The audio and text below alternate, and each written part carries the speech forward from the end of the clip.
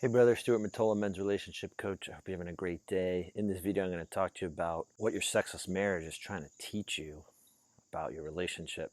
Now, I was in a sexually challenged marriage for many years, and at the time, I couldn't fully see this. I didn't have somebody who had created a video like this to help enlighten me as to what was actually going on. Is this you? Do you experience a sense of frustration, a sense of helplessness, a sense of like you're trapped in a prison? You haven't had sex with your wife or partner for a couple weeks, a couple months, or maybe you do so infrequently that there's this energy inside of you that's just burning. And the only way you know how to work with that sexual energy is through sex, through feeling like the one person who you've committed to for that part of your life, your sexuality, has closed the door. That can feel really harsh, really hopeless, and even really cruel. Why has she shut down on me? Now, I see three ways that guys typically handle this.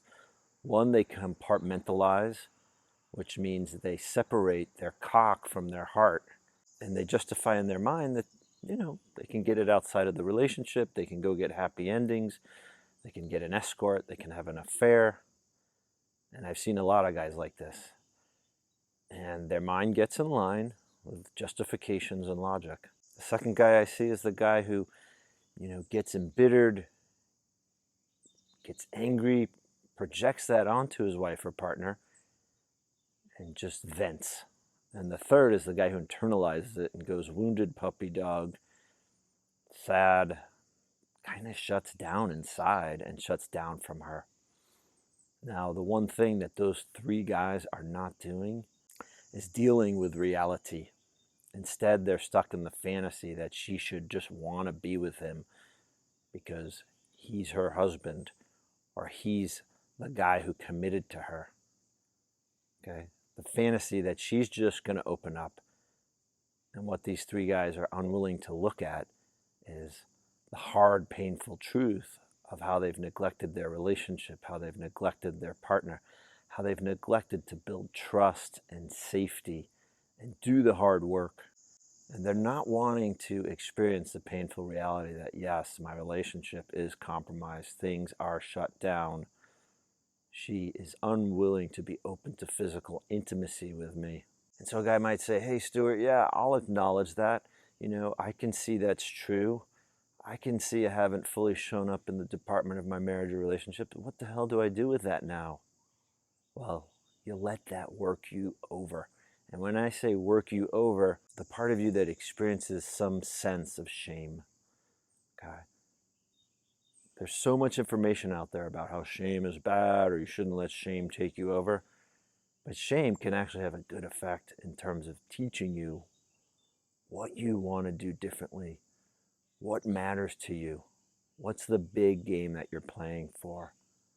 Are you playing for a sexually fulfilling marriage? Or are you just playing to get laid once a month or twice a month or once or twice a week? There's a huge difference there, brother. To create a sexually fulfilling marriage and to feel the shame of not having that, it's a great 2x4 to the head to get clear on your bigger priorities, what you want to step into. Okay? I'm not saying you go into a pity party with your shame. You step up, you look at it, you notice it, you see what it's teaching you, what really matters to you. Okay? Avoiding that question is a form of laziness.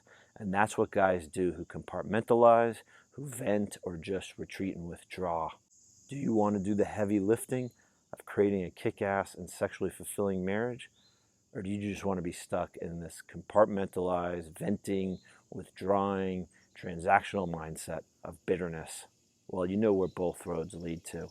And I'll give you a heads up that the second road, the road of stepping in, leads to learning about yourself, growing, becoming a better version of yourself, learning how to work with that sexual energy and channel it into a kick-ass marriage.